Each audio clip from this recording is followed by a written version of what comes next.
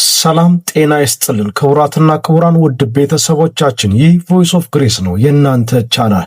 እንደተለመደው እግዚአብሔር ምሕረት በስቶልን እንደገና በሌላ ቪዲዮ ተመልሰን መጥተናል። ለእናንተ ይጠቅማሉ ያስተምራሉ ያልናቸውን ቪዲዮዎች እንድንወያይባቸው ወደ እናንተ ይዘን ቀርበናል። ታዲያ እስከ ቪዲዮ መጨረሻ አብራችሁን ቆዩ።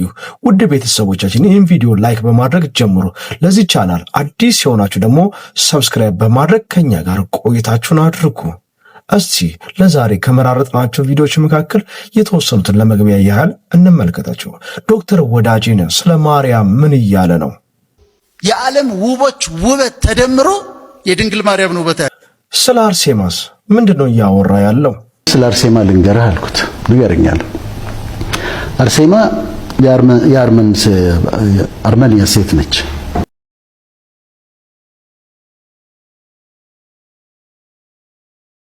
ሰሞኑ መነጋገሪያ ሐሳብ ምን ይሆን? አይ ቲንክ ይሄ መጨረሻ ቪዲዮ ነው የሚሆነው። የቃለ ሕይወት ቤተ ክርስቲያን ስለ ነቢያትና ስለ ሐዋርያት ምን አለች?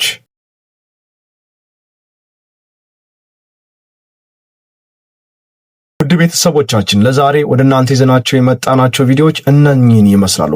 ታዲያ ቆይታችሁን እስከ ቪዲዮ መጨረሻ ከኛ ጋር አድርጉ። ይህንን ቪዲዮ ላይክ በማድረግ ጀምሩት። ቀጥታ ወደ ቪዲዮ እንሄዳለን። ዶክተር ወዳጄነህ ስለ ማርያም ምን እያለ ነው? አብረን እንመልከተው። የዓለም ውቦች ውበት ተደምሮ የድንግል ማርያምን ውበት አያክልም። ተደምሮ የእሷን ውበት አያክልም። ብዙ ጥበበኛ ሴቶች አሉ መጽሐፍ ቅዱስ ላይ። ከመጽሐፍ ቅዱስም ውጪ እነ ርብቃ እንዲህ ጥበበኞች ናቸው። የዓለም ሴቶች ጥበብ ተደምሮ አንድ ላይ ተሰብስቦ የድንግል ማርያምን አያክልም። ብዙ ደግ ሴቶች አሉ። የዓለም ሴቶች በሙሉ ደግነት ተደምሮ የቅድስት ድንግል ማርያምን ደግነት አያክልም። እንዴት አያት እንዳትሉኝ እንጂ የመጨረሻ የውበት መጨረሻ፣ የደግነት መጨረሻ፣ የርህራሄ መጨረሻ፣ የጥበብ መጨረሻ ነች የጌታችን እናት። ሰዎቻችን እንግዲህ ዶክተር ወዳጄነህ ስለ ማርያም ቁንጅና በደንብ እየመሰከርን ያለው አዎ ከሴቶች መካከል ብጽዕት የሆነች ጸጋን የተሞላች የማኅፀኗ ፍሬ የተባረከ በእግዚአብሔር የተወደደች ቅድስት ሴት ነች። የክርስቶስ ኢየሱስ እናት ነች። የትኛውም በመጽሐፍ ቅዱስ የሚያምኑ አማኞች በሙሉ ስለ ማርያም የሚያወሩት ክፉ ወይም ኔጌቲቭ ሳይሆን መልካም ነገር እንደሆነ ዶክተር ወዳጄነህ ምናልባት ሁለት ቦታ ላይ ገብቶ በሁለት ማሊያ እየተጫወተ ያለ ሰው ነው። አሁን በዚህ ሰዓት ላይ ብዙ ነገሮቹን የጣለ ነገሮቹ የተበላሹበት ያለበት ሁኔታ ነው ያለውና አሁን ሁለት ማሊያ ለብሶ በሁለት ቦታ እየተጫወተ ያለ ሰው ነውና ቤተሰቦቻችን ፕሮቴስታንት ማርያምን የሚጠላ ሳይሆን እጅግ አብዝቶ ማርያምን የሚወዳት ነች። የሚወዳት ማህበረሰብ ነው፣ አማኝ ነው። ስለዚህ ወንድሙን የሚጠላ ነፍሰ ገዳይ ነው እንደሚል እግዚአብሔር ቃል። ስለዚህ ማርያምን የሚጠላበት ምንም አይነት ምክንያት የለም። ቀጣይ ቪዲዮ አይተን እንመለስ። ጊዮርጊስ ይላሉ የሌለ ነገር ነው እኮ የሚሉት አለ። ከዛ እኔ ጥያቄ ጠየቅኩት።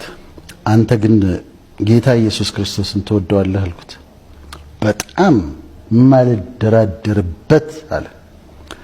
እሺ እንግዲያው ስለ አርሴማ ልንገርህ አልኩት። ንገረኛል። አርሴማ የአርመንያ ሴት ነች። የአርመንያ ሴት ነች። ግን ሮም ውስጥ ትኖር ነበር፣ ገዳም ውስጥ ትኖር ነበር። ከሌሎች 30 ሆነው ሴቶች ይኖሩ ነበር። ይሄ አፈታሪክ አይደለም፣ የሚታወቅ ታሪክ ነው። በጣም ቆንጆ ነበረች ማለት ከመጠን በላይ። ምናልባት እንደሱ አይነት ቆንጆ በዛ ዘመን አልነበረም። እጅግ በጣም ቆንጆ ነበረች። አሁን የሮም ኤምፐረር ሮማን የሚገዛው ኤምፐረር ጨካኝ ነበር። እሱ ቆንጆ ሴት ወጣት ሴት ማግባት ፈለገ እና እየተፈለገለት ነበር። እነሱ እየዞሩ ሲፈልጉ አርሴማን አዩት። አርሴማ በውበቷ የምትደነቅ የመጨረሻ ቆንጆ ሴት ነች። ከዛ ወሰዱለት። ንጉሱን ልታገቢ ነው ተብላ ተወሰደች። ማለት ነው ኤምፐረር ነው የምታገባው፣ ሮማን የሚገዛ እንደ ቄሳር ነው። አላገባም አለች። ለምንድን ነው አላገባም ያለችው? እኔ የኢየሱስ ክርስቶስ እጮኛ ነኝ ነው ያለችው። የጌታ እጮኛ ነኝ፣ የኢየሱስ ክርስቶስ እጮኛ ነኝ፣ አንተን ላገባህ አልችልም አለችው። አሁን እሱ ሚስት ተጠይቆ ኤምፐረሩ እምቢ ተብሎ አያውቅም። እንደ አምላክ ነው የሚታየው። ከዛ በጣም ተቆጣ። በብዙ ነገር ሊያባብላት ሞከረ። በጣም ቆንጆ ነች አይደል? እኔ የኢየሱስ እጮኛ ነኝ፣ በፍጹም አላደርገውም አለች። ከዛ በኋላ አገዳደሏ ላይ ታሪክ እንትን ይላል፣ ልዩነት አለ። እንዴት እንደሞተች አንዳንዱ በቀጡቷን ቆርጧት አስቆርጧት፣ ደግሞ ወደ አሌክሳንድሪያ ተሰዳ ሄደች የሚል አለ። ወደ አሌክሳንድሪያ ተሰዳ ስትሄድ እዛ ደግሞ ያለ ንጉሥ አያት። ከዛ ሊመልሳት ፈለገ። ለራስህ ወይ አግባት አለው። ቁንጅናዋ ነበር ችግር የሆነበት። እሷ ግን ምንድን ነው ያለች? እኔ የኢየሱስ ክርስቶስ እጮኛ ነኝ ያለችው። የእሱ ነኝ፣ አላገባም፣ ድንግል ሆኜ ነው የምቀጥለው፣ ንጉሱን አላገባም አለች። መጨረሻ ላይ በሰይፍ ተገደለች። ለማን ነው የተገደለችው? ስለማን ነው የተገደለችው? ስለ ኢየሱስ ክርስቶስ ነው። ስለዚህ አንተ ኢየሱስን ትወደዋለህ። አዎ አርሴማን፣ ቅድስት አርሴማን ስሟ ሬፒስማም ይባላል። ሌላም ስም አለ። ስለ አርሴማ ዶክተር ወዳጄን እያወራ ያለው ነገር በደንብ አድምጣችሁታል። እንግዲህ ክርስቶስን ፈልጋ ወይም በክርስቶስ አምና ሕይወቷን እስከ መጨረሻው ለክርስቶስ የሰጠች ሴት ከንግግሩ እንደዛ ነው የምንረዳውና ታሪኩም እሱ ስለሆነ እሱን ሲያነሳ አዎ እሱ ያነሳበት መንገድና ቀደምም ስናነሳ ነበር ስለ ማርያም በተናገረበት ንግግሩ ላይ ደጋግሞ የሚያነሳው አንድ ነገር አለ። ሁለቱም ጋር ተመሳሳይ የሆኑ ሐሳቦችን ሲያነሳ ስለ ቁንጅናና ስለ ውበት ያነሳል። በእርግጠኝነት አርሴማን አሁንም የሚጠላ ሰው እንደ ሰው የሚጠላ ሰው ይኖራል ብዬ አላስብም። ነገር ግን ሐውልት አቁመንላት ከበሮ የምንመታላት ሴት አይደለችም። ለክርስቶስ ጨክና ለክርስቶስ ኖራ ከኖረች እውነታው ለክርስቶስ መኖሯ ሐውልት አያስቆምላትም። ዋጋዋ በእግዚአብሔር ዘንድ ነውና ዋጋዋን የምትቀበለው ከእግዚአብሔር ነውና። ስለዚህ በሕይወቷ ዘመን ሁሉ ለክርስቶስ ኖራ መሞቷ ትልቅ ክብር ነው። ነገር ግን ቀደም እንዳልነው አሁንም ወደኋላ መለስ ብለን ማውራት ስለሚኖርብን ስለ አርሴማ ክፉ አመለካከት ወይም ጥሩ አመለካከት አርሴማን የሚጠላ ማህበረሰብ አለ ብለን አናስብም፣ በፕሮቴስታንቱ ዓለም ውስጥ ማለት ነው። እንግዲህ እንደምናውቀው ምናልባት ብዙ በእምነታቸው ስለ ክርስቶስ የተጋደሉ ስለ እምነታቸው ዋጋ የከፈሉ ነፍሳቸውን አሳልፈው የሰጡ በአናብስት የተበሉ ብዙ ሰዎች አሉና ብዙ ሰማዕታቶች አሉና እነሱ ማንሳት አስፈላጊ ከሆነ እነዚህ ሁሉ ታዲያ በሕይወታቸው ክርስቶስን ተወራርደው ነፍሳቸውን አሳልፈው የሰጡ እነዚህም ሰዎች እኮ እንደ አርሴማ ሐውልትና ከበሮ መምታት ያስፈልገናል ማለት ነው። ሰውን የምንጠላ ሰዎች አይደለንም።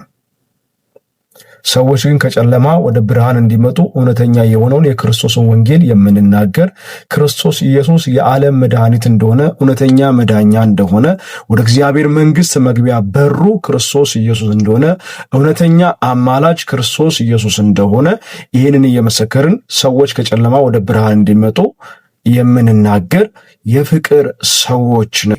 ስለዚህ አንዱን እየጠላን አንዱን እየገፋን አንዱን እያነሳን አንዱን እየጣልን አይደለም። እውነተኛው የክርስቶስን ወንጌል ለሰዎች ሁሉ እንናገራለን። ሰዎች እውነተኛ የሆነውን ነገር እንዲያውቁ ደግሞ መንገድን እናሳያለን። እግዚአብሔር ጸጋ በበዛልን መጠንም ማለት ነው። ስለዚህ ማንንም የምንቃወም ሰዎች አይደለንም። ቀጣይ ቪዲዮ አይተን ደግሞ እንመለሳለን። ቲክቶከሮች ደግሞ ሌላ ጉድ አመጡ። ማታ ጭፈራ ቤት ባደሩበት ልብስ የክለቡን ላብ እንኳን ሳይታጠቡ ጠዋት ቤተክርስቲያን ሄደው የምስጋና ቪዲዮ ይለቁልናል። አስቡት እስቲ ባጠገባችሁ ስታልፉ የሺሻና የዕጣን ሽታ ተደባልቆ ነው የሚሸታችሁ። አንዳንድ ስክሮል ስታደርጉ አንዱ ቪዲዮ ላይ ነይ ማታ ማታ እያሉ ውስኪ ሲራጩ አድረው ስዋይፕ ስታደርጉት ቀጣዩ ቪዲዮ ላይ አውደ ምሕረት ላይ ጸበል ሲረጩ ታያላችሁ። የምንገርመው እኛ ነን። አንድ ባለ የቲክቶከር ቤተክርስቲያን ግቢ ሲገባ ስናይ እኮ ልክ የደርቢ ዋንጫ እንደበላ ትልቅ ቡድን ድል እንዳስመዘገብን ነው የምንቆጥረው። ወይኔ ኮመንቱ እናዘንበዋለን አይደል? የመቤት እንትናዬ የመቤት ይወዳች ጸጋውን ያብዛልሽ። ኧረ ምን አይነት ጸጋው ነው! ያንጎበርተ እሸቱ መለሰ የተናገረው ንግግር እንደሰማችሁት ነውና እኛ አጽዳቂ እኛ ኮናኝ ሆነናልና የእግዚአብሔር ቃል መጽሐፍ ቅዱስ ሲናገር እንዲህ ይላል፣ ማንም ሸክም የከበደው ቢኖር ወደ እኔ ይምጣ እኔም ደግሞ አሳርፈዋለሁ ይላል። ቤተ ክርስቲያን ማለት ሰዎች ከሸክማቸው ወደ እግዚአብሔር ተጠግተው ከሸክማቸው የሚያርፉበት ቤት ነው። ከሸክማቸው የሚያርፉበት ቤት ነው። እግዚአብሔር አንድያ ልጁን ክርስቶስ ኢየሱስን ለዓለም ቤዛ አድርጎ ሲሰጥ ለጻድቃን አይደለም የላከው፣ ለኃጥአን እንጂ ለበደለኞች እንጂ ለንጹሃን አይደለም። ክርስቶስ ኢየሱስ ወደ ዓለም የመጣ ያ ሁሉ መከራ ያየው የሰው ልጅ ከራሱ ጋር ለማስታረቅ ነው። ቤተ ክርስቲያን ለደከሙና አቅም ለሌላቸው ጉልበት ለሌላቸው በኃጢአት ለሚዋዥቁ ከኃጢአት ማጥ ውስጥ እንዲወጡ መሰብሰቢያ ነች። የንጹሃን መሰብሰቢያ ከሆነችማ ምን ዋጋ አለው? ክርስቶስ መምጣቱ ለምን አስፈለገ? የክርስቶስ ኢየሱስ በመስቀል ላይ መሰቀል የታሰሩት እንዲፈቱ ነው። የታመሙ እንዲፈወሱ ነው። በኃጢአት ለሚማቅቁ በኃጢአት በሽታ ታስረው ተተብትበው ላሉ ከነድካማቸው መጥተው ከድካማቸው የሚያርፉበት ቤት ነው። ማንም የሚገባው ሆኖ አይደለም ወደ እግዚአብሔር ቤት የሚመጣው። ነገር ግን እንዲገባን ያደረገ አንድ እውነት አለ። እሱም በመስቀል ላይ የታረደው የእግዚአብሔር በግ የሆነው እነሆ የዓለምን ኃጢአት የሚያስወግድ የእግዚአብሔር በግ የተባለው ክርስቶስ ኢየሱስ እሱ በመስቀል ላይ ስለተሰቀለልን ነው። የትኛው ጽድቅ ነው አንተን እንደዛ እንድታወራ የሚያደርግ? አዎ የነበረችበት ህይወት ጥሩ ላይሆን ይችላል። የነበረችበት ላይፍ ጥሩ ላይሆን ይችላል። ክርስቶስ የመጣው ለእንደዚህ አይነቱ ነው። አየህ፣ ያቺ ዝሙት የሰራች ሴት በድንጋይ እንድትወገር የሙሴ ሕግ ያዛል።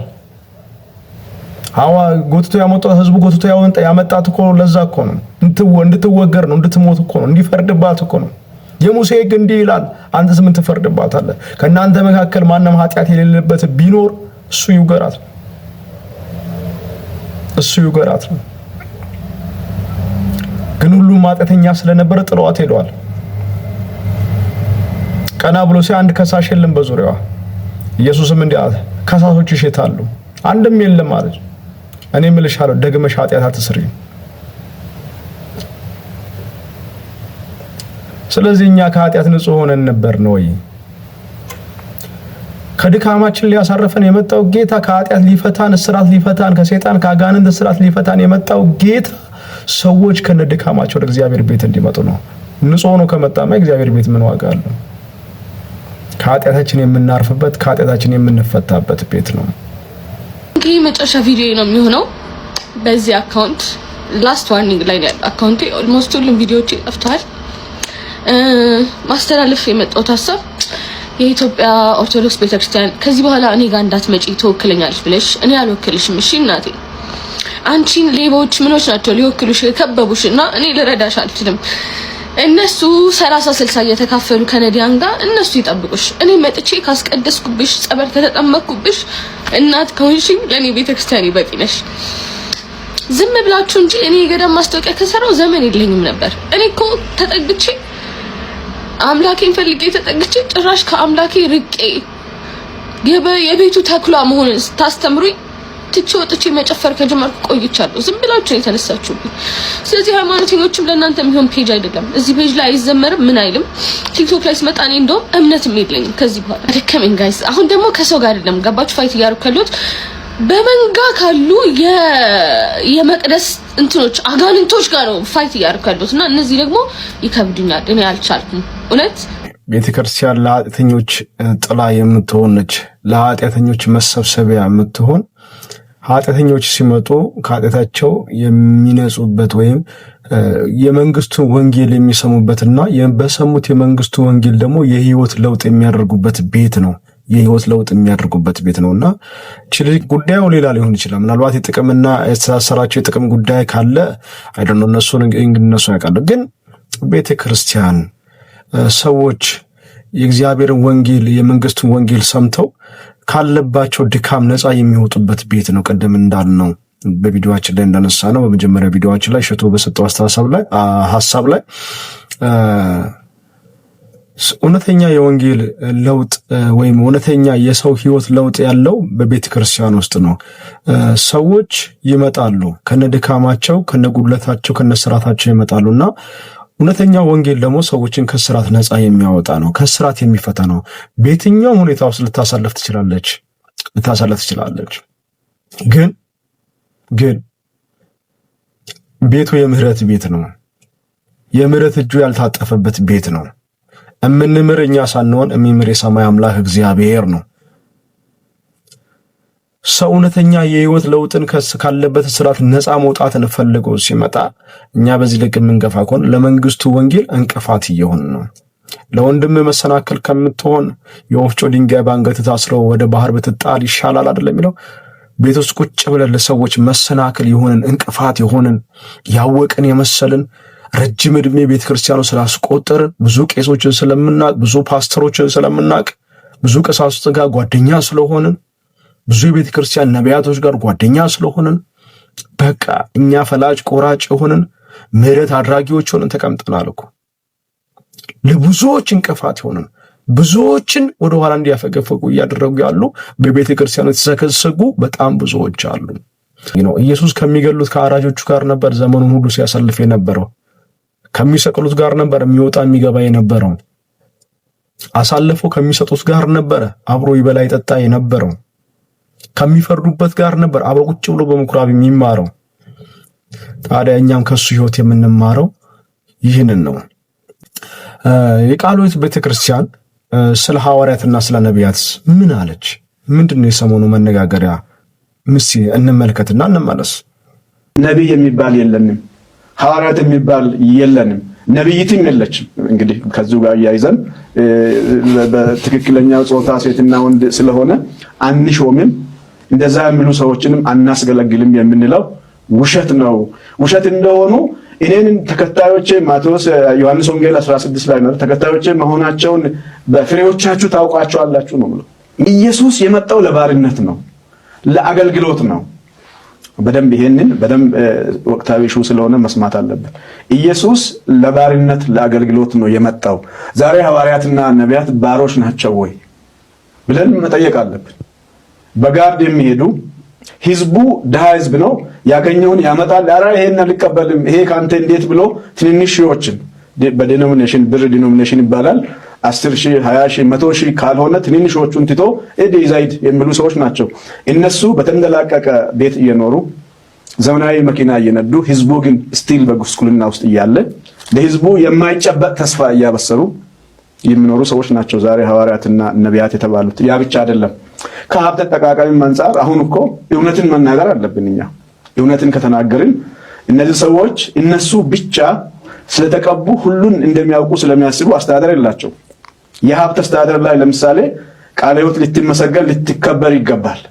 የቤተ ክርስቲያን እኔ ራእይ ቢኖረኝ እውነተኛ የመጽሐፍ ቅዱስ ራእይ ነው ያለኝ። ቪዥን አለኝ ብዬ ስናገር ለሰዎች ሁሉ ወንጌልን መስክሬ ክርስቶስን እንዲመስሉ የማድረግ ቪዥን ነው ያለኝ። የተለየ የቱምቢ ይሄ ነው። ቪዥን የሚለካው በዓላማ ነው። ዓላማው ደግሞ ወንጌል ነው። ማቴዎስ 28 ላይ ያለው ወደ ዓለም ሁሉ መሄድ፣ ማስተማር፣ ማጥመቅ፣ ደቀ መዝሙር ማድረግ ነው። ሌሎቹ ግን ይሄን እኮ ያደርጉ። ለምሳሌ ከሀብት አስተዳደሩን ስንመለከት ሁሉም ነገር ላይ እናውቃለን ስለሚሉ ተሹመናል ስለሚሉ ህዝቡ ቃሉን እንዲያውቅ ትክክለኛውን ቃል ስለማስተምሩ ምንድነው የሚያደርጉት? በአብዛኛው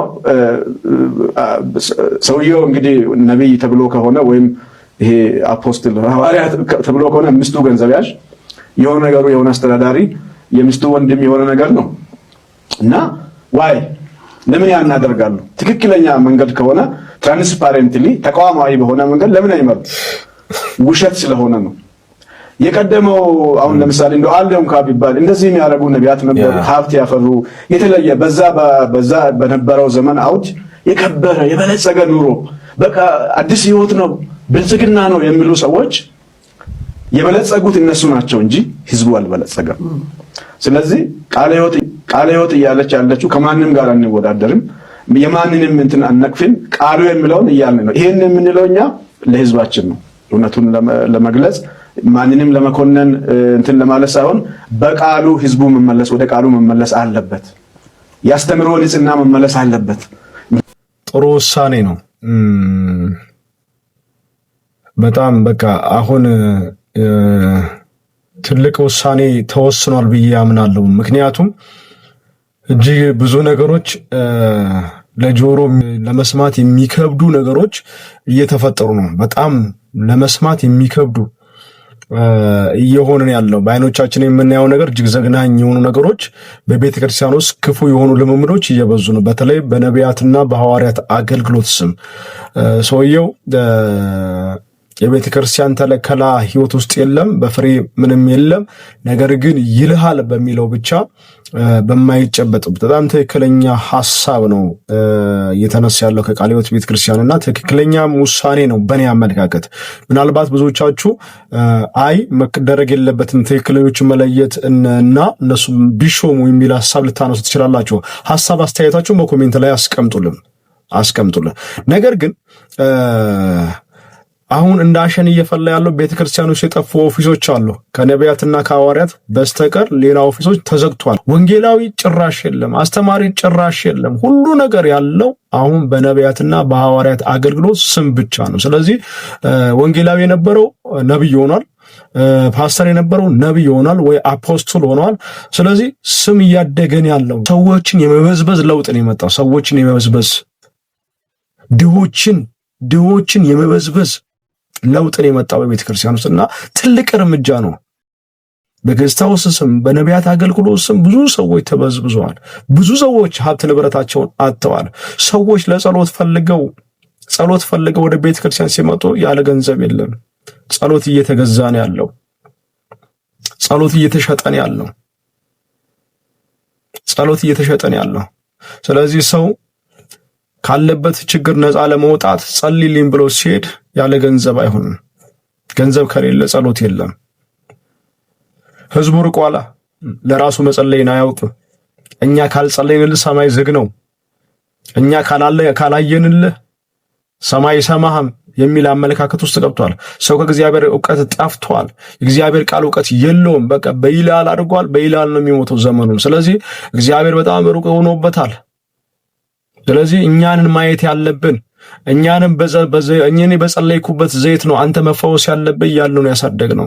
ስለዚህ ይሄ ትልቅ እርምጃ ነው። ስለዚህ ይሄን ትውልድ በእግዚአብሔር ቃል እየተገራ ወደ እግዚአብሔር ሐሳብና ለሱ እግዚአብሔር እውነተኛ አባት እንደሆነ የሚጸልየውን ጸሎት እንደሚሰማ አውቆ ማደግ አለበትና ለሚመጪው ትውልድ ትክክለኛ ውሳኔ ነው ብዬ አስባለሁና እኔ ካላየውልህ እያላችሁ እየኖራችሁ ያላችሁ አሁን እየተባነነ ያለ ይመስለኛል። እየተነቀ ያለበት ዘመን ላይ ያለነውና አሁን እኔ ካላየውልህ ሳይሆን